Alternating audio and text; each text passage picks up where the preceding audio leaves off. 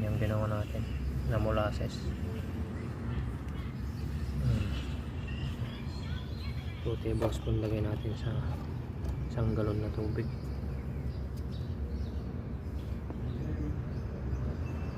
Yan o.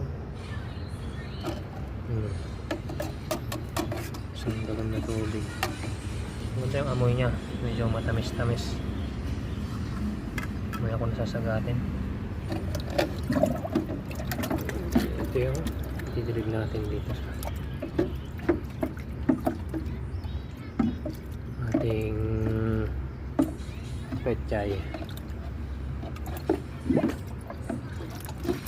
Haluin natin ng maigi. Haluin lang ng maigi. Tapos isidilig natin. Isa-isa.